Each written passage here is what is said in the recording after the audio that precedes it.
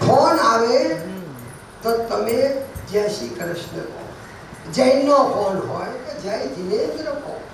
સામે પણ તમને જય જિનેન્દ્ર કહેશે, જય શ્રી કૃષ્ણ કહેશે. દિવસમાં 100 ફોન આવે પછી તો લોકોને ખબર પડી જાય. એટલે તમારા ફોનમાં તમને જય જિનેન્દ્ર કે, જય શ્રી કૃષ્ણ કે. તમારા ઘેર કોઈક મહેમાન મળવા આવે ને બારણું ખોલો એટલે આપણે કહીએ આવો આવો આવો, નહીં, જય શ્રી કૃષ્ણ, જય શ્રી કૃષ્ણ બતાવો, જય જિનેન્દ્ર બતાવો. એટલે એકવાર એટલું ભગવાનનું નામ થાય. આવજો આવજો નહીં, જાય એટલે પાછા એ જય શ્રી કૃષ્ણ આવજો. આ ટેવ પાડવાથી નામ એવા લો કે એવા નામ કે આ તમને આજે કોઈ રાવણ નામ પાડતું નથી, કઈ કોઈ નામ નથી પાડતું. પણ પ્રહલાદ દાસી પુત્ર હતો, પેલામાં હતો રાક્ષસી કુળમાં, પણ પ્રહલાદ આજે 25 પ્રહલાદ તમને જોવા મળશે. રામ નામ, કેટલાના નામ રામ છે, કેટલાના નામ કૃષ્ણ છે. અરે મારે જેના ત્યાં મેં ભાગવત કથા કરી હતી સુરેન્દ્રનગરમાં. 15 વર્ષથી સંતાન નહોતું, એના ઘેર સંતાન થયું તો નક્કી કર્યું મારા છોકરાનું નામ કનૈયો પાડવું છે. આ કનૈયો 15 વર્ષનો થયો તો એટલી વાર ભગવાનના નામ લેવાશે. બાકી એક બહેનને પૂછ્યું તો નામ શું છોકરીનું? તો કે શ્લેષા. શ્લેષા. લખું બેન, આ શ્લેષાનો અર્થ ખબર છે કે ના? અમને તો ગમ્યું એટલે ચિંકુ ને ટીંકુ ને પિંકુ આવું બધું પાડે છે. આ કઈ નામ પાડવા નહીં. મેં કહું બેન, સંસ્કૃતમાં શ્લેષા એટલે નાકનું લેટ. હવે તું કે તારી છોકરીનું નામ શ્લેષા, શ્લેષા, શ્લેષા. એને જ્યારે ખબર પડશે, કોઈ વિદ્વાન કહેશે કે શ્લેષા એટલે નાકનું લેટ. આવા નામ ટ્વિંકલ. હવે ટ્વિંકલ તો નાની છોકરીને કહેવા ખાતર થોડું કહેવાય, પણ 60 વર્ષની હોય ટ્વિંકલ ડોશી એ સારું ના લાગે. નામ એવા પાડો કે પરમાત્મા રાજી થાય. સીતા છે, દ્રૌપદી છે, તારા છે, મંદોદરી છે, નામ એવા હોય.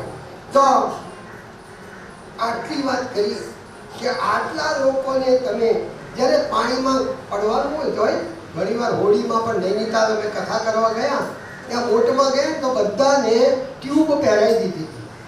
કેમ કે કદાચ બોટ ઊંધી થાય તો ટ્યુબ પહેરી હોય ને તો તમે ડૂબી ન જાઓ, ટ્યુબ પહેરી હોય તો તમે બચી જાઓ. તો આ હરિનામ સંકીર્તન એ ટ્યુબ છે. હરિનામ સંકીર્તન તમને ડૂબવા દેતું નથી, તમને તારી દે છે. અને એટલા માટે જ કહ્યું છે કે ધીમે ધીમે ટેવ પાડો ભગવાનનું નામ લેવાની, અને ઈશ્વરનું નામ ધીમે ધીમે ધીમે એવું લેતા રહો. ભાગવતમાં 4 જણને માન આપજો. આ બધું આપણને વ્યવહારિક બાબત છે. એક તો આપણા ગુરુ હોય, આપણા માતા પિતા હોય, આપણા વડીલ હોય, એને માન આપતા શીખો. જો તમે માન આપશો ને તો તમારા દીકરાઓ, તમારા ઘરના બીજા બધા એ પણ માન આપશે. બીજું, વિદ્વાનનું પૂજન કરજો. સમાજમાં ભણેલો ગણેલો હોય, વિદ્વાન હોય તે એનું પૂજન કરો. ત્રીજું, સમાજમાં જેની બહુ પ્રતિષ્ઠા છે અને એવા પ્રતિષ્ઠિત માણસને કોઈ જગ્યાએ બોલાવીએ, સન્માન કરીએ તો એ પણ એને ગમે. અને ચોથો, કોઈ મિલિટરીનો કોઈ હેડ આવ્યો હોય, કોઈની પાસે શસ્ત્ર ધારણ કરેલો હોય તો એવા મિલિટરીના હેડને પણ સેલ્યુટ કરો અથવા વંદન કરજો. આ આપણને બતાવ્યું છે. ઇન્દ્રએ બૃહસ્પતિનું અપમાન કર્યું. જો ગુરુ કરવા અગત્યના છે, પણ ગુરુ કર્યા પછી ગુરુનું અપમાન કદી ન થયું. કારણ કે બ્રાહ્મણની પાસે જ્ઞાન છે. બ્રાહ્મણ આશીર્વાદ આપે તો ફળે. બ્રાહ્મણ તેજસ્વી હોય પણ ગુરુનું અપમાન કર્યું એટલે ઇન્દ્રનું ઇન્દ્રપદ ગયું. અને પછી તસ્કા પ્રજાપતિને ગુરુ કર્યા અને એને ધીમે ધીમે ઇન્દ્રને આગળ બતાવતા બતાવતા રસ્તો સારા માર્ગમાં તમે ચાલો તો તમે નરમાંથી નારાયણ થઈ શકો અને એ ઇન્દ્રને ધર્મ અર્થ કામ અને મોક્ષ દ્વારા પાછું ઇન્દ્ર પદ મળ્યું. અને મહાપ્રભુજી કહે છે કે દોસ્ત તું પરમાત્મા તરફ વળ, તું સત્કાર્ય તરફ વળ અને સવારથી સાંજ સુધી તું સારા કામ કર અને પછી તું જો કે તને સારા કામનો બદલો શું મળે છે. અને એના માટે અહીંયા એક વત્રાસુરની સ્તુતિ બતાવી છે ભાગવતમાં કે વત્રાસુર હતો રાક્ષસ, પણ એને ખ્યાલ આવ્યો કે આ તત્વો ખરાબ છે અને મારે ભક્તિ તરફ વળવું જોઈએ. અને એટલા માટે વત્રાસુરે ઇન્દ્રએ આપણને અમદાવાદમાં છે દધીચી ઋષિનો આશ્રમ છે અને આ દધીચીનો ક્યારો પેલો છે કિનારો કહેવાય છે. ત્યાં દધીચી ઋષિ તપ કરતા અને ખબર પડી કે આ વત્રાસુર રાક્ષસ દધીચીના હાડકાથી મરશે. હવે કોઈના હાડકાથી કોઈ રાક્ષસ મરે આવું આપણે કોઈ જગ્યાએ વિચાર્યું નથી, આપણે માન્યો પણ નથી. પણ અંદર ઉતરીએ ને ત્યારે આપણને ખબર પડે કે દધીચી ઋષિ એ શંકર ભગવાનના બહુ પરમ ભક્ત બની ગયા. અને એટલા બધા પરમ ભક્ત બન્યા કે જ્યારે એ કનખલમાં યજ્ઞ થતો હતો ત્યારે શંકર ભગવાનને સ્થાન ના આપ્યું. ત્યારે દધીચીએ કહ્યું કે જે યજ્ઞમાં શિવને તમે સ્થાન નહીં આપો એ યજ્ઞ નથી. યજ્ઞ કરો તો ઈશાન ખૂણામાં શિવનું સ્થાન આપો. દધીચી ઋષિ ત્યાંથી ખસી ગયા, શિવના પરમ ભક્ત.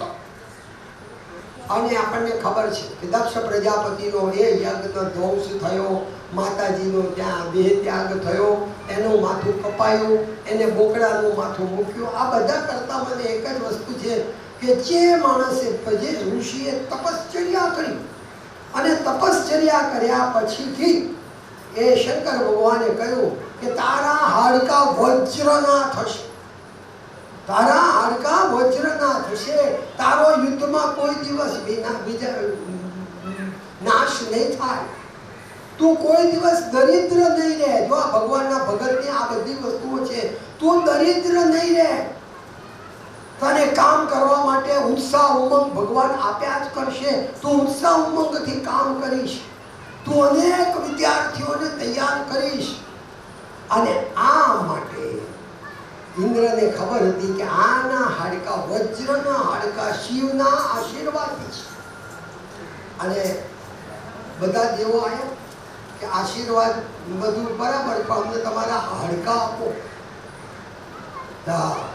દધીચી મુનિએ કહ્યું મારા શરીર ઉપર માખણ લગાવો અને હમણાં ગાયો આવશે. ગાયો આવી અને દધીચીને ચાટવા લાગી. અને ચાટવા લાગ્યા પછી દધીચીએ ધીમે ધીમે સંધ્યા સમયે પોતાનો દેહ છોડ્યો. એના હાડકામાંથી વજ્ર બન્યું અને વજ્ર બનીને ઇન્દ્ર વત્રાસુરની સામે આવ્યા. ત્યારે વત્રાસુરને ખબર પડી કે આ મારી સામે આવ્યો અને એને પ્રાર્થના કરી. ભાઈ હું બધા માતાઓને બધાને વિનંતી કરું, મોબાઈલ બંધ રાખજો અથવા સાયલેન્ટ ઉપર રાખજો. વાત કરવી હોય તો બહાર જઈને વાત કરજો. વત્રાસુરે શું માંગ્યું? છેલ્લી ઘડીએ માણસે માગવા જેવું આ ભાગવત માંગ્યું છે કે ભગવાન આ જન્મ તો મારો પૂરો થાય છે, પણ આવતા જન્મમાં હું ભક્તિથી ભરપૂર રહું. પહેલું માંગ્યું, હું ભક્તિથી ભરપૂર રહું. અહમ હરે તવ પાદૈકમૂલ દાસાનુદાસ ભવતસ્મિ ભૂય મનસ્મરેતા સુપતે ગુણાસ્તે ગુણિતવા કર્મ કરોતિકાય. જો મરતી વખતે માંગ્યું છે, હે પ્રભુ જો મારા પર આપને કૃપા હોય તો હું દાસનો પણ દાસ બનું. મતલબ હું સેવા કરવામાં કોઈ પાછો ના, સેવા કરવા માટે હું ઉભો રહું. અહીંયા મારા મિત્ર આવ્યા છે, યુનિવર્સિટીના બહુ મોટા પ્રોફેસર, પણ અમારી સાથે કથામાં બનારસ આવ્યાના તારા ખુરશીઓ મુકાવવામાં, રસોઈના પીરસાવવામાં, હા ડોક્ટર આરડી મુળિયા સાહેબ બધે સાથે. કોઈને કલ્પના પણ ના આવે કે આ ગુજરાત યુનિવર્સિટીનો આટલો મોટો પ્રોફેસર છે. હવે આ દાસાનો દાસ ભવતસ્તુ ભૂય, અહીંયા પર તમે આયા હોય ને અહીંયા મદદ કરો, અહીંયા કામમાં લાગી જાઓ, તો તમે ખરેખર આ જીવનમાં કંઈક શરીરથી આપો. પૈસા આપ્યા હોય તો પૈસાથી આપો, બુદ્ધિ આપી હોય તો બે ચાર સારા વસ્તુઓ બતાવો અને એનો સારો સદુપયોગ બુદ્ધિનો કરો. પણ આ પહેલું જ કહ્યું કે હું સ્તુતિ, હે ભગવાન બીજી કોઈ લાલસા મારામાં ના રહે. અને એટલા માટે મહાપ્રભુજી તો કહે છે સર્વદા સર્વ ભાવેન ભજયંત પ્રજાધિપો. હે વત્રાસુરે પ્રવૃત્ત કરી. બીજા શ્લોકમાં કહ્યું છે નાક પુષ્ટ ન ચ પારમેષ્ટ ન સર્વભૌમં ન રસાદ્યપત્યમ ન યોગરસિદ્ધિ પુનર્ભવં વા સમજસું ત્વા વિરહકાંક્ષી. હે પ્રભુ, મારે કોઈ સ્વર્ગની ઈચ્છા નથી, મારે બ્રહ્મલોક જોઈતું નથી. સાચું ધન એ સિવાય બીજું હરિનામ દેતા દેતા જીવન જાય, લોકોની સેવા કરું, આ સિવાય મારે બીજું કઈ નહીં. અને વૈષ્ણવોનું તો ધન જ. અને એટલા માટે વૈષ્ણવ શું માગે છે? તન મન ધન શ્રીજીના ચરણોમાં. આપણે ખરેખર એ જ માંગવાનું. એ ભગવાન અત્યારે આ તન આપ્યું છે, આ તન થી હું ભગવાન તારી પૂજા પાઠ કરો ને, એ તો આપણને કહે છે કે આ પૂજા કર્યા પછી આ તનથી આંગળો વાળો, આ તનથી છોડમાં પાણી પાવ, આ તનથી રસોઈ કરી કોઈને ખવડાવો. તન મન પણ ઊંચા વિચારો કરે, મન પણ સારી વાત કરે. તન મન અને ભગવાને ધન આપ્યું હોય તો એ ધન આ ત્રણ અર્પણ કરી શકે એને ભગવાન પ્રાપ્ત થાય છે. ત્યાં બેઠા બેઠા તાળી પાડજો. મને વારું લાગે શ્રીજી કરુણા તન મન ધન ના ચરણોમાં, તન મન શ્રીજી ના ચરણોમાં. મને વારું લાગે, મને સારું લાગે શ્રીજી કરુણા.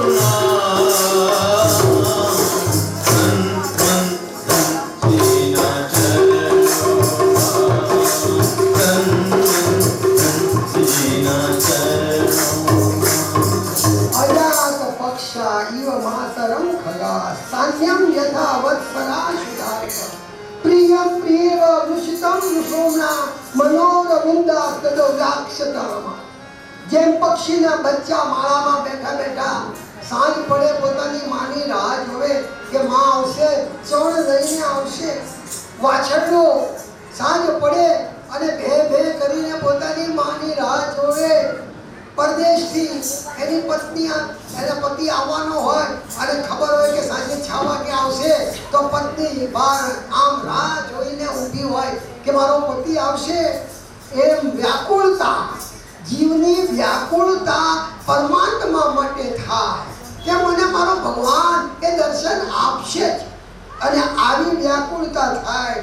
લોચન ચાતક ચરી રાખા, તમારી આંખો ચાતક પક્ષીની જે આંખ છે એવી રીતના લોચન હોય અને મુખડાની માયા જેમ લાગી છે એમ ભગવાનની આંખો આપણને આપી છે. એના માટે પણ કહેવાય છે દીધી આ આંખો આપી છે એ આંખ નથી, પણ જો સાચા અર્થમાં દયાથી, પ્રેમથી, લાગણીથી જુઓ તો જ એ આંખ છે. આ જીભ આપી છે, એ જીભ જો સારું બોલે તે જીભ તમારા માટે લાભદાયક છે. તીધી જીભ રૂપાળી દયા કરીને, તીધી જીભ રૂપાળી દયા કરીને ભગવાનના ગુણ જે ગાતી નથી એ તો ડેડકા જેવી સાવ નકામી ડરાઉની શરમાતી નથી. કૃષ્ણની મધુરી મૂર્તિમાં રતિ કરી જે આંખ દર્શન કરતી નથી તે તો મોર પીછથી સાવ નકામી આંખ મળી પણ આંખ નથી. એટલા માટે દિવાળી કાળમાં ઘણા લખે છે જોવે છે બધા પણ નજર તો કોકની જ હોય છે. અને આપણે ભાગવત દ્વારા આપણી નજર આમ ચાલતા જતા હોઈએ ને આપણી નજરમાં ખબર પડે અહીંયા શું થાય છે, અહીંયા શું છે. અને આ નજરથી માણસ દુનિયામાં પૂજાય છે. તમારી નજર ઊંચી હોવી જોઈએ અને સારી નજર હોવી જોઈએ. તો અહીંયા આગળ બતાવ્યું કે જેમ પતિવ્રતા સ્ત્રી પતિની રાહ જોવે એમ આપણે પણ પરમાત્માની રાહ જોવાની છે કે મારો સમય આવે અને બીજું કરવાનું કામ એ છોડી દો. હવે અહીંયા બધી માઓને કહું છું કરવાનું કામ છોડી દો. તમે બધું છોડી તમે એક એવી જગ્યામાં આવી ગયા છો કે જ્યાં તમારું દુનિયામાં કોઈ નામ નહીં લે છે. એવી જગ્યામાં આવી છે તો ભક્તિ કરો તો એવું અરે કશું કહેવાને આવ્યો છું, કરગરવા નથી આવ્યો. કશું કહેવાને આવ્યો છું, કરગરવા નથી આવ્યો. બીજાની જેમ આ જીવન અનુસરવા નથી આવ્યો. હે દયાના સાગર તું મને તારામાં ડૂબાડી દે. હું અહીંયા ડૂબવા આવ્યો છું, તરવા નથી આવ્યો. મહી પડ્યા તે માં સુખવાણે દેખનહારા લાજે રે. હરિનો માર્ગ છે સુરાનો, નહીં કાયરનું કામ. આ વત્રાસુરની સ્થિતિ છે. મમોત્તમ શ્લોક જને સુસખ્યમ સંસાર ચક્રે બ્રહ્મદાસ કર્મી તન્મય આત્મા જદારગે દાસત ચિત્ત સિન્નાથ ભૂયા. હે પ્રભુ મને જ્યાં જન્મ આપવો હોય ત્યાં આપજો, પણ એવા પરિવારમાં, વૈષ્ણવ પરિવારમાં, એવા ભક્ત પરિવારમાં મને જન્મ આપજો કે ભક્તિ કરતા છૂટે મારા પ્રાણ. પ્રભુ એવું માંગુ ઈશ્વર, તારી પાસે એવું માંગુ છું. આ છઠ્ઠો વારનો પુષ્પ પરમાત્માના ચરણમાં સમર્પિત કરીએ. 7મા સ્કંદ ઉપર આવીએ છીએ. કાયેન વાચા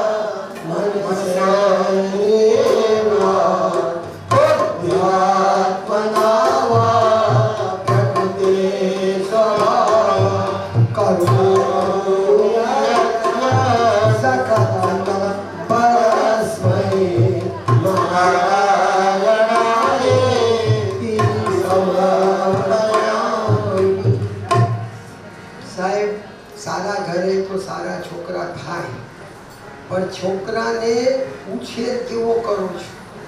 આજથી 40-50 વર્ષ પહેલા એ રાજ કપૂરે એક આવારા ફિલ્મ બનાવી હતી.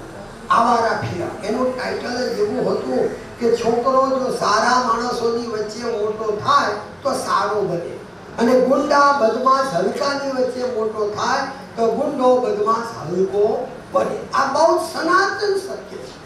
અને બ્રાહ્મણના છોકરો જો મુસલમાનના ઘેર પડે તો એ નમાજ પડે, અને મુસલમાનનો છોકરો જો બ્રાહ્મણના ઘેર મોટો થાય તો એ ગીતાજીના પાઠ કરે.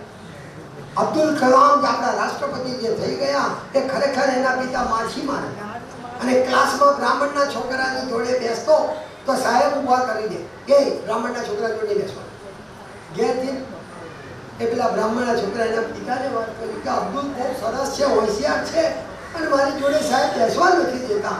એના પિતા ગયા કે ભાઈ મને વાંધો નથી, મારા છોકરાને વાંધો નથી, તો તને શું વાંધો છે? બે છોકરાઓ જોડે બેસવા દે.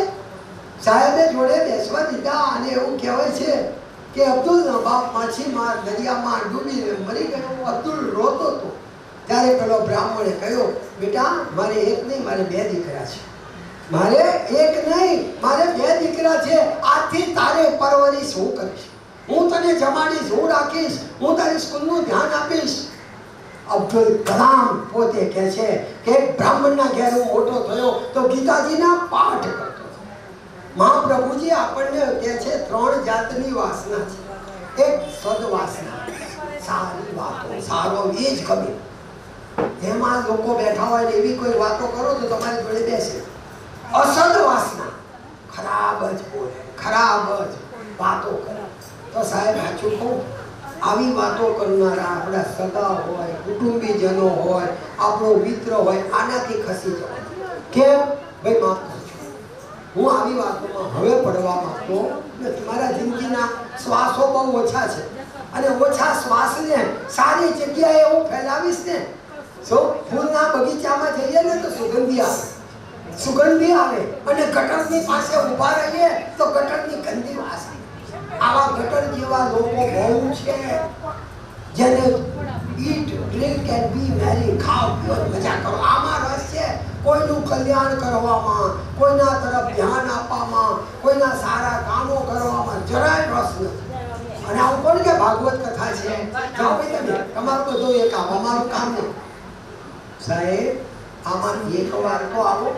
જેમ સેલ ભરાયું હોય, સેલ ભરાયું હોય, અને સેલમાં કોઈ ભાઈબંધ હોય તમારો કે ભાઈ મારે કંઈ લેવું નથી, તારે ના લેવું હોય તો ના લેતો, પણ તું મારી જોડે તો ચાલ.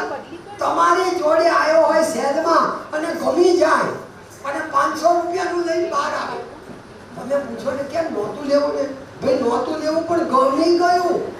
એવી રીતે આ મોરારી બાપુ સેલ ભરે છે, રમેશભાઈ ઓઝા સેલ ભરે છે. અહીંયા પણ વર્ષમાં એકવાર આવું સેલ ભરાય. તમે એકવાર આવો, તમે એનું પાન કરો તો તમને થાય આ તો મને ગમી ગયું, આ તો સારી વાત છે, જીવનને ઉઠાણ તરફની વાત છે. તો સદવાસના, જ્યાં સારી વાતો હોય, અસદ વાસના ત્યાંથી આગળ જાઓ. આ નોકરી ધંધા કરતા હોય ને એને મિશ્ર વાસના હોય. સારા માણસો મળે, ખરાબ એ મળે. એને યાદ રાખો, મળેલી સારી વસ્તુ લોકોમાં વહેંચો, વહેંચીને ખાઓ. અને વેચીને ખાશો ને તો એમાંથી તમને વધારે આનંદ મળશે. અને કોઈનું જોટવી લેશો, કોઈ વિધવાનું લઈ લેશો, કોઈનું પડાવી લેશો, યાદ રાખજો એ અહીંયા ને અહીંયા ખાડો ખોદે તે પડે. આ નિયમ અહીંયા ને અહીંયા છે. સ્વર્ગ અને નર્ક બહાર નથી, સ્વર્ગ અને નર્ક અહીંયા છે. કેટલાના ઘરો આજે નર્ક જેવા બની ગયા છે. અને કારણ કે હું મારી પત્ની, અરે ભાઈ તું તારી પત્ની બરાબર, પણ તારી માં, તારો બાપ, તારા સંસ્કાર, તારા આચાર, તારા વિચાર, તારા પડોશી રોતો હોય, એને ત્યાં મુશ્કેલી હોય. અરે ગામડામાં એવું કોઈ પડોશી ભરી જાય ને તો એના ત્યાં તો રસોઈ થાય નહીં, તો બધા અહીંથી રસોઈ કરીને ત્યાં પહોંચાડે કે ભાઈ હમણાં તમે 11 દિવસ તમારા ત્યાં કોઈ રસોઈ કરશો. આવા સદભાવનાથી તમે જો જીવો તો ગમે તે આજે હિરણ્યકશિપુને ત્યાં પણ પ્રહલાદ થયો છે. અને હિરણ્યકશિપુ એ ખરેમ હતો, વિષ્ણુ સાથે હું વેર લઈશ, પણ હિરણ્યકશિપુને ખબર નહોતી. તપશ્ચર્યા કરવા ગયો ત્યારે એની પત્નીના પેટમાં પ્રહલાદ હતો, નારાયણનો ભક્ત હતો. વૈષ્ણવી કૃપા ઉતરી, અને વૈષ્ણવી કૃપા ઉતરી પ્રહલાદનો જન્મ થયો. અને આ જ્યારે ગર્ભવતી સ્ત્રી હોય ને ત્યારે સારું વાંચે, સારું સાંભળે, સારા વિચારો કરે તો એ બાળક ઉપર અસર થાય છે.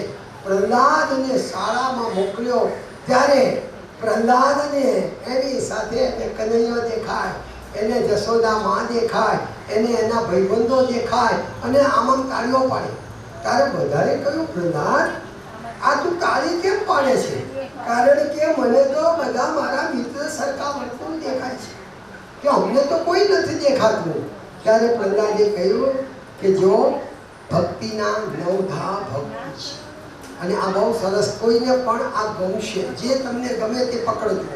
શ્રવણમ કીર્તનમ વિષ્ણુ સ્મરણમ પાદ સેવનમ અર્ચનમ વંદનમ દાસ્યમ સાંખ્યમ આત્મનિવેદનમ. હે ભગવાન, એક તો શ્રવણ આપણે જે કરીએ છીએ ને એને શ્રવણ ભક્તિ કહેવાય. આ ગવાય છે અને આપણે તાળીઓ પાડીએ. કીર્તન કહેવાય. શ્રવણમ કીર્તનમ વિષ્ણુ સ્મરણ.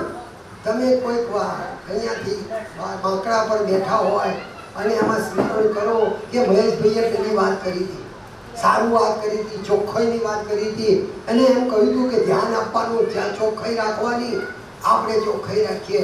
કોઈ ઝઘડતા હોય ને તો કે જો સ્મરણમાં યાદ રાખો, ઝઘડો કરવાનો નહીં, સંપથી રહેવાનું. આ સ્મરણ છે ભગવાનનું. પણ તમે એકવાર દ્રષ્ટિ જુઓ ને પછી આંખોની સામે જેમ સગા દેખાય ને એમ તમારા શ્રીનાથજી તમારી આંખોની સામે. જે સવારમાં ઉઠો અને સવારમાં ઉઠીને આમ કરો ને ત્યાં તમને શ્રીનાથજીના મંગળાના દર્શન થાય. ત્યારે સમજવાનું કે હું સાચો વૈષ્ણવ. ઘરમાં જ છો પણ તમને મંગળા જોયા છે. જેમ એક વ્યક્તિને એકવાર જુઓ તો તરત તમે યાદ કરો તો વ્યક્તિ આંખો દેખાય. એમ મંગળાના દર્શન શ્રીનાથજીમાં કર્યા હોય એ દેખાય. નહીં જોઈને હજુ ભગવાનના મંદિરમાં બેઠા છો, છબીજીના સામે જુઓ છો, ત્યાં શૃંગારના દર્શન દેખાય. મારા ઠાકોરજી આ શૃંગાર કર્યો, મારા ઠાકોરજી આ શૃંગાર કર્યો. અરે સાહેબ, થાળીમાં ભલે ભાખરી અને ભાજી હોય પણ એક તુલસીનું પત્તું મૂકીને ભગવાનને ધરાવો. તારું આપીને તને ધરાવવું, હું ગરીબ ક્યાંથી લાવું? અને જુઓ કે આમાં 56 ભોગ ધીમે ધીમે ધીમે ધીમે થાય છે કે નહીં. કેટલાક દાખલા મને એક પ્રાધ્યાપક તરીકે સાચા દાખલા લેવાની ટેવ છે. અહીંયાથી બિલકુલ નજીકમાં અહીંયા એચબી કે કાપડિયા હાઈસ્કૂલ છે.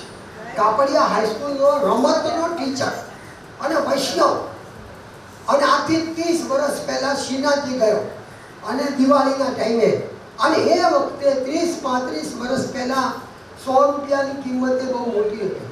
તે 100 રૂપિયા શ્રીનાથજીમાં મૂક્યા અને અર્પણ કરીને કહ્યું કે હે ઠાકોરજી, જો તું મને શક્તિ આપીશ ને તો આવતા વર્ષે હું 200 રૂપિયા મૂકીશ.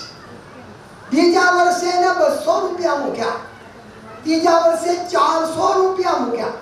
એમ એને ગુણા કરતા કરતા કરતા એક સમય એવો આવ્યો 11,000 નો થાળ.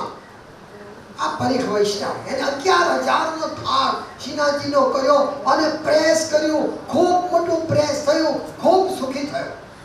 આ એટલા માટે કહું છું કે તમે અંતઃકરણથી તો સારી વિચાર કરો અને જેમ જેમ સ્થિતિ સુધરે એમ દ્રષ્ટિને વિશાળ કરો. આનાથી ઊંધું થાય છે. મારા સગવામાં કરોડો રૂપિયા છતાં પણ સારા કામમાં 1 રૂપિયો છૂટે નહીં. અરે ભાઈ, આપણે છીએ કાલે નહીં હઈએ, આ પૈસાને સારા કામમાં વાપરો. અમે તો ગરીબ છોકરાઓને ચોપડા, પેનો, નોટો આ બધું આપીએ છીએ. તમે પણ અમારી જોડે જોડાવો. તો સ્મરણ કરો ભગવાનનું, સારા કામો, સારી વાતોનું પાદ સેવન. લક્ષ્મીજીએ વિષ્ણુ ભગવાનના પગ દબાવ્યા. પાદ સેવન એટલે પગ દબાવવાનું નહીં, પણ જે માર્ગ ઉપર સારા મહાન પુરુષો ચાલ્યા છે એ પાદ સેવન છે.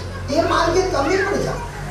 તમારે મહાન માણસ થવું છે, તમે પણ એ માર્ગ ઉપર જાઓ અને જુઓ કે તમને સારાની સાથે રહેવાથી, સારા કામ કરવાથી સમાજમાં તમને ઉન્નતિ મળે છે.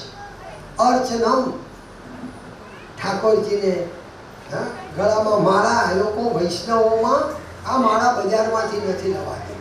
એ તો પોતાની જાતે બનાવે અને પછી ભગવાનને પહેરાવે.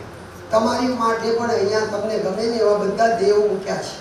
હા, ગણપતિ પણ મૂક્યા છે, શંકર ભગવાને મૂક્યા છે, મહાવીર સ્વામી પણ મૂક્યા છે. તમે બધા ભગવાનમાં તમે મા બેનને પૂછ્યું, બેન આમાં માળા બનાવી ભગવાનને મૂકું? હા પડે. ભૂલ તો વધારે થશે તો ચોક્કસ ભગવાન માટે તો હા પડશે.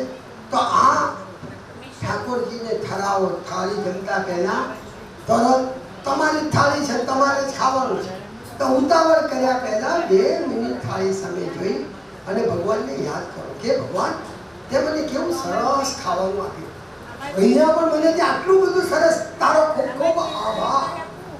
અર્ચનમ વંદનમ, હળી મળીને બધાને જય શ્રી કૃષ્ણ કરો, જય જીનેન્દ્ર કરો, વંદન કરો. વંદન કરશો તો ઠાકોરજીને ગમશો. દાસ્ય ભક્તિના આચાર્ય હનુમાનજી છે. દાસ્ય ભક્તિ એટલે શું? કામ કરો, બધાનું મદદરૂપ થાવ, દાસ્ય. અને સાંખ્ય ભક્તિ બતાવી છે. સાંખ્ય ભક્તિ અર્જુન અને કૃષ્ણની ભક્તિ હતી. ઇન્દ્રએ પ્રસન્ન થઈને ભગવાન કૃષ્ણને કહ્યું, કૃષ્ણ બોલ, માં હું શું આપું? એટલે કે એક વસ્તુ મને આપ. આ મારો ખાસ ભાઈબંધ છે અર્જુન, આ મારો ભાઈબંધ કદી મારાથી દૂર ન થાય, એનામાં મને કદી અપ્રીતિ ન થાય, મારી ભાઈબંધી અખંડ રહે એવું માંગું. અને છેલ્લો છે આત્મનિવેદન. બલિરાજાએ પોતાનો માથે પગ મુકાયા, ભગવાનને કહ્યું 3 પગલા માંગવા આવ્યા હતા ને, આગળ આવશે બલિની વામન કરતા આત્મનિવેદન. તો પ્રહલાદજીએ કહ્યું છે બધા મિત્રોને ભેગા કર્યા અને મિત્રોને કહ્યું તમે મારી જોડે ભગવાનનું નામ લો. અને ભગવાનનું નામ લેતા એના સંડામર્કે પકડ્યો કે તારા પિતાજી ગુસ્સે થશે.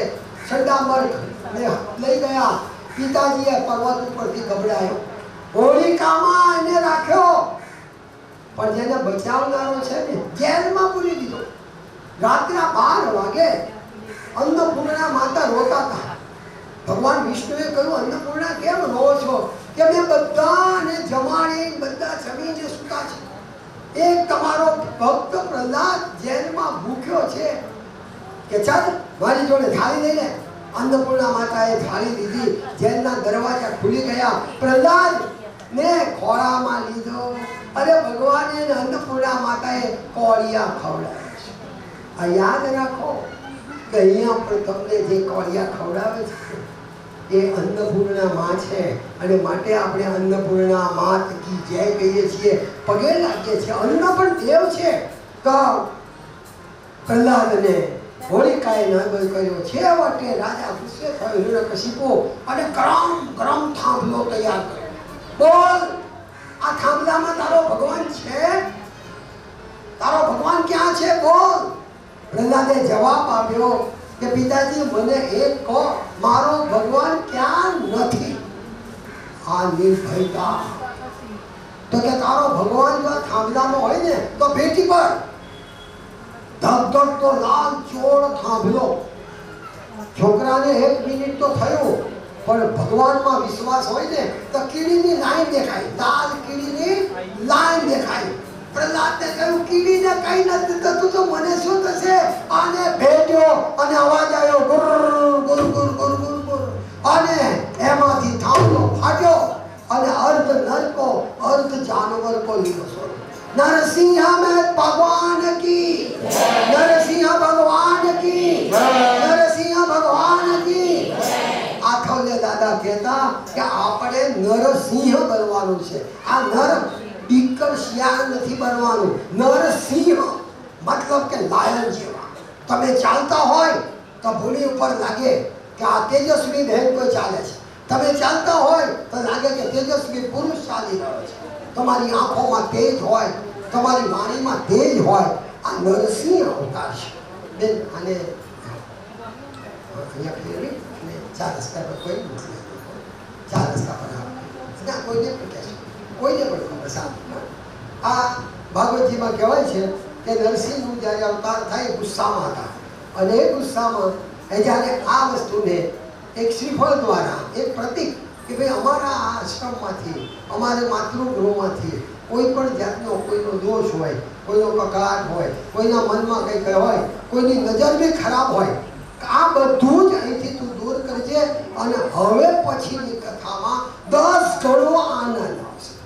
કારણ કે નરસિંહ એમને માચીરી નાખ્યો, અર્ધ નરકો અર્ધ જાનવર બોલ્યો છો. એને બ્રહ્માજીની પાસે માંગ્યું હતું કે હું રાતે ના મરું, દિવસે ના મરું, હું અંદર ના મરું, હું બહાર ના મરું, હું સવારે ના મરું, હું સાંજે ના મરું. સાહેબ સંધ્યા સમયે ઉમરા ઉપર લઈ ગયા અને નોરથી વિદા આવ્યો. બોલ, આ શસ્ત્ર છે કે અસ્ત્ર કે ના નખ છે? આ સવાર છે કે સાંજ કે ના સંધ્યા સમય છે? અને એમાં અધિક મહિનો હતો, 12 મહિનાથી આગળ અધિક મહિનો. એટલે આજે દુનિયામાં જવાનું છે બધાએ, પણ સારા કામ કરો અને પછી જ્યારે ચીરી નાખ્યો અને ગુસ્સો ઉતરતો નથી. લક્ષ્મીજી આયા અને પ્રહલાદ અને નરસિંહ ભગવાનના ખોળા મૂકે. ગાય વાછરડાને ચાકે એમ ભગવાને પ્રહલાદને ચાકે છે. ભગવાન રોવે છે, એ ભક્ત મને આવતા બહુ વાર લાગી, મને આવતા વાર લાગી, તું મને માફ કરજે. તારે બોલ શું માંગવું છે? હવે જોજો પ્રહલાદે શું માંગ્યું, શું જોઈએ તારે? કે ભગવાન હું એટલું જ માંગુ છું, આ મારો બાપનું શરીર પડ્યું છે, એને ખબર નહોતી કે ભગવાને ઇલેક્ટ્રિકના વાયર છે. ઇલેક્ટ્રિકના વાયર હોય એને ટેસ્ટરથી ઇલેક્ટ્રિક વાળો ટેસ્ટ કરે અને એ ટેસ્ટ કરી કે બાપા આ વાયર તો ચાલુ વાયર છે, એને અડાય નહીં. મેં કહ્યું તો મારા પિતાને કે ભગવાન એક ઇલેક્ટ્રિકના વાયર છે, એને ના અડીશ, પણ એ તમારાથી પણ મોટો થવા ગયો.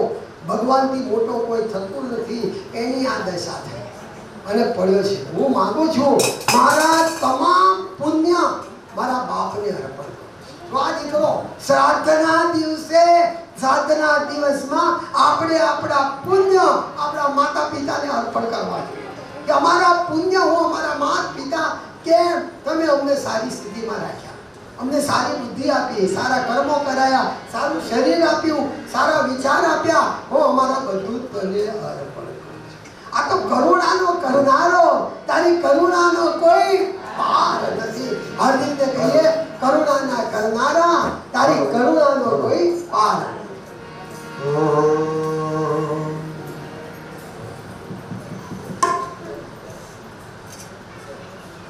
હલો હા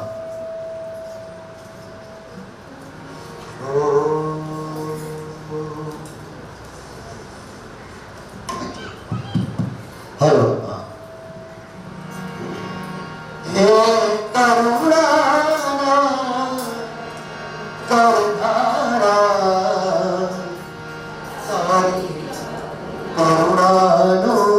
કોઈ પાર નથી. હે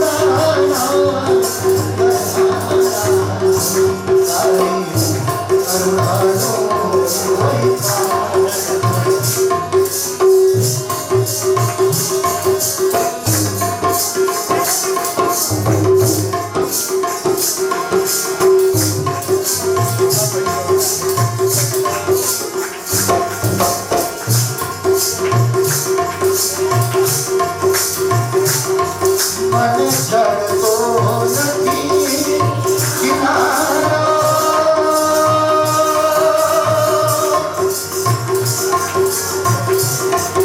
મને જડતો નથી કિનારો મારો ક્યાંથી આવે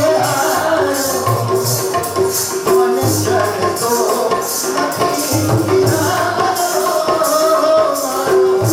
ક્યાંથી આવે મારા સાચા ખેવન તારી કરુણાનો કોઈ પાર નથી એ કરુણાના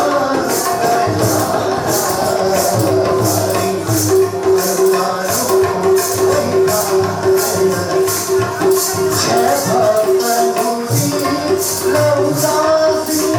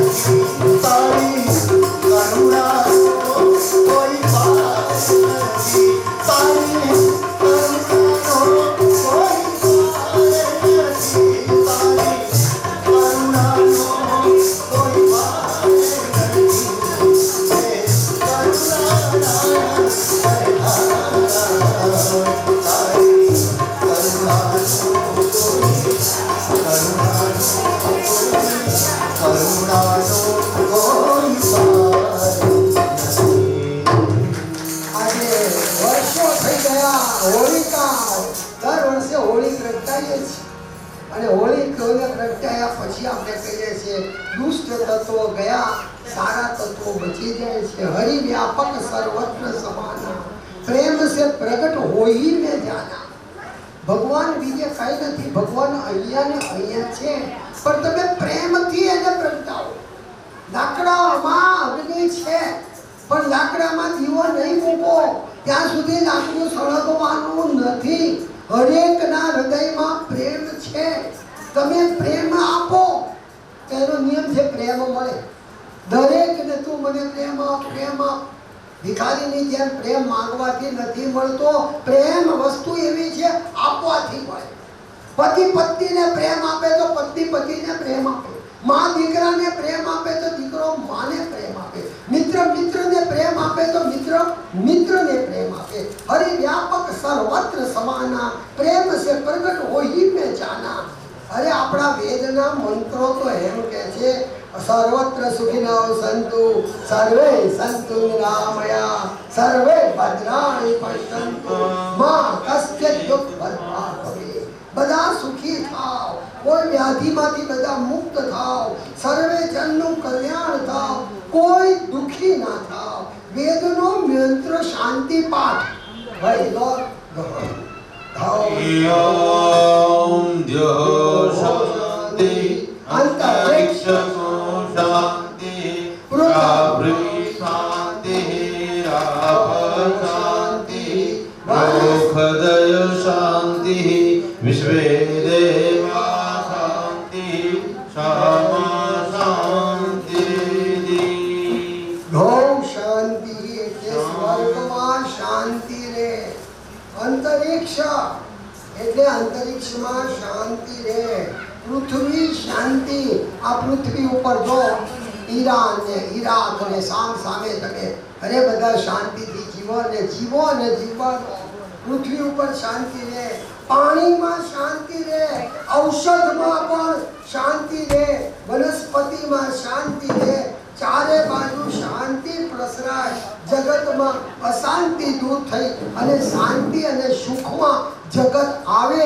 એ આપણા વેદના મંત્રો શાંતિ પાઠમાં કહે છે.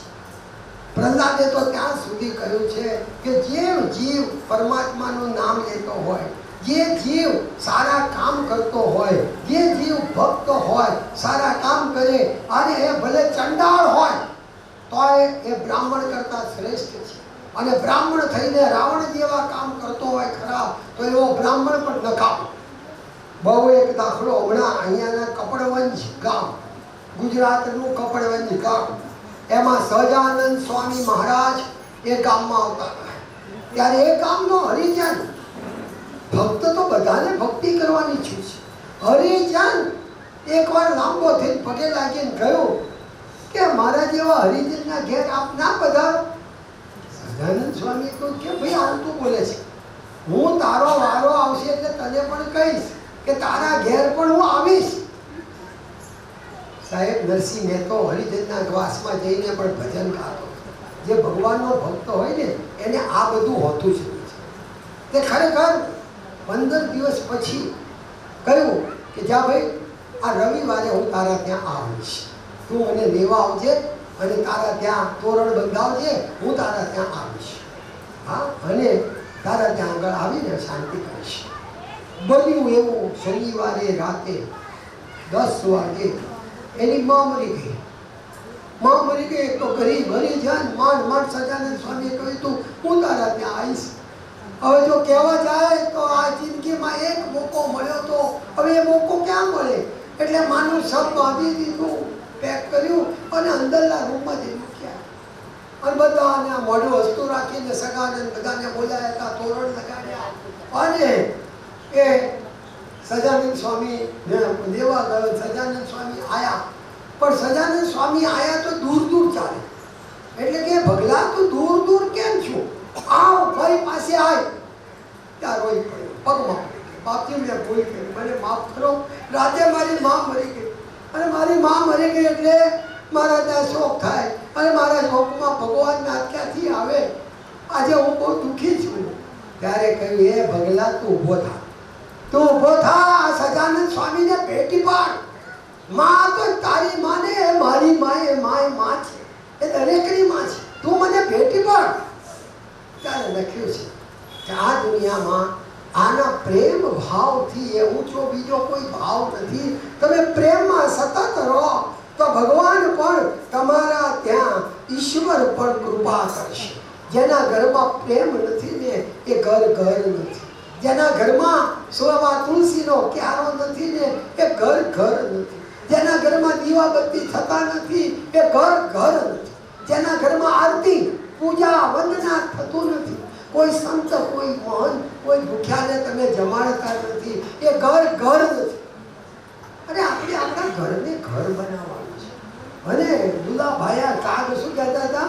હોકારો મીઠો દેજે, આવકારો મીઠો દેજે. હા, હવે હા પૂછીને જે ઘેર આપે આવકારો મીઠો આપજે રે. તારા કાને રે કોઈ સંકટ સાંભળાવે રે, મને તો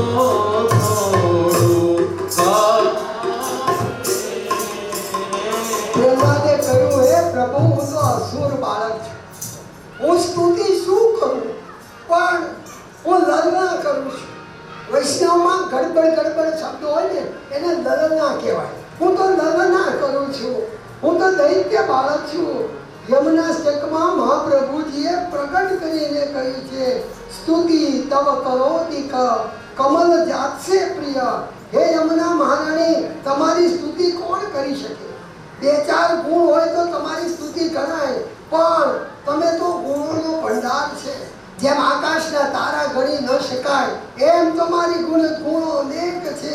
વરસાદની ધારા ગણી ન શકાય, ધૂળના રજકણ ન ગણી શકાય. એમ હે પ્રભુ, તારી સ્તુતિ શું કરું? હું તો લલના કરું છું. આ ભાગવત કથા દ્વારા જે હું બોલું છું ને, એ પણ એક લલના જ છે, સ્તુતિ વંદના છે. શંકર ભગવાન માટે પુષ્પદંતે શિવ મહિમના સ્તોત્રમાં લખ્યું છે, અસતગિરી સમન્સ્યા સિંધુ પાત્રે સુરતરુ શાખા લેખની પાત્ર લિખિત ગૃહીત્વા શારદા સર્વકાલે તદપિ તવ ગુણાના ઈશપાલમ. પુષ્પદંતે લખ્યું છે કે ભગવાન મારા પોતે મહાલક્ષ્મી પોતે પૃથ્વીને કાગળ કરું, લેખની કરું, વનરાયને લેખની કરું, પણ તોય હરિગુણ 7 સમુદ્રની શાહી કરું, તોય હરિગુણ લખ્યો ન જાય. ત્યારે ગિરનારી સંતે કહ્યું ભગવાનના ગુણ લખી શકાય. શરત એટલી, કાયા કોરી કાગજ કરું, કાયા કોરી કાગજ કરું, લેખની કરું જીભરાય, મનને મારીને શાહી કરું, મનને મારીને શાહી કરું, તો હરિગુણ આપ લખ્યો જાય. અંતઃકરણ જેનું શુદ્ધ થઈ ગયું, અંતઃકરણમાં પ્રભુનો દીવડો થયો, ત્યારે સમજી લેજો કે અંદરથી અસતગિરી સમન્સ્યા કજ્જલમ સિંધુ પાત્રે સુરતરુ શાખા લેખની પત્ર મૂર્વી લિખિત ગૃહીત્વા શારદા સર્વકાલય તદપિત ગુણાનામ. ગુણગાન કહી શકાય. આઈએ 7મા સ્તરને આપણે પરમાત્માના ચરણમાં, યમુનાજીના ચરણમાં, મહાપ્રભુના ચરણમાં મૂકી પુષ્પને અર્પણ કરીએ. અષ્ટમ સ્કંદમાં ગજેન્દ્ર મોક્ષની કથા છે. જરા જલ્દી જવું પડશે. ગજેન્દ્ર એ જીવ છે, મગર કાળ છે, અને સુદર્શન એ સારું દર્શન છે. જીવને ગમે તેટલું શરીરને સાચવો, પણ 70, 80, 90 વર્ષે એ કાળ પગ પકડે છે. અને કાળ પગ પકડે ત્યારે સગા સંબંધી કોઈ હોસ્પિટલ ડોક્ટરે છેલ્લે કહી દે એ ભગવાનનો ભરોસો, ઈશ્વર ઉપર છોડી.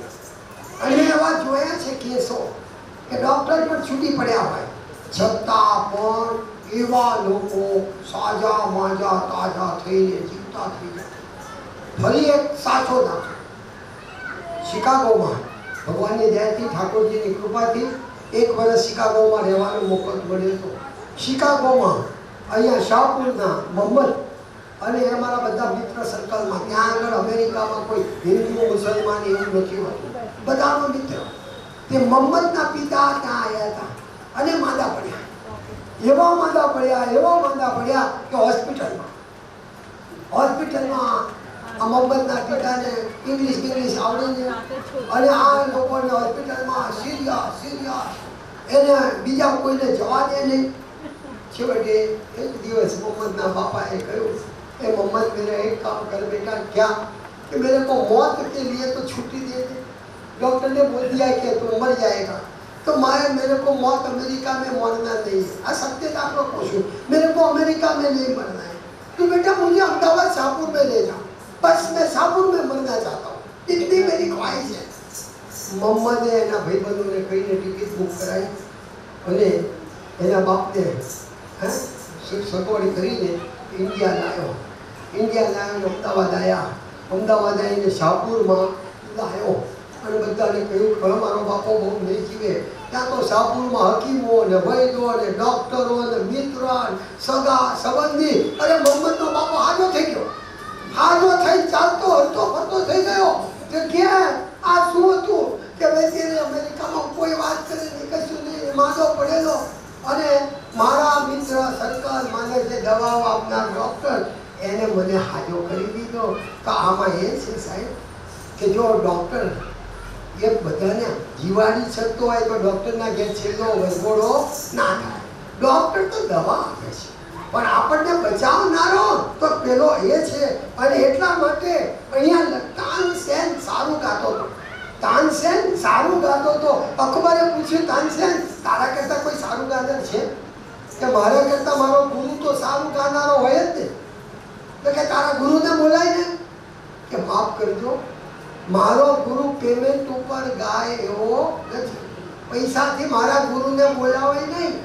તો મારા ગુરુને બોલાવાય નહીં. પણ એ ભગવાનની પૂજા કરતા હોય ને અને બગીચામાં ફૂલ લેતા હોય, બગીચામાં ત્યારે ગાતા હોય, ચોરી છુપી સાંભળવા આપણે જઈએ તો તાનસેન અને એના ગુરુ એમના ગુરુના હરિદાસ સ્વામી એ ત્યાં સવારમાં ગાતા હતા. ત્યાં પાછળને અને હરિદાસ સ્વામીને સાંભળીને એ અકબરે કહ્યું, તાનસેન ये तो तेरे से 4 गुना ज्यादा गाता है.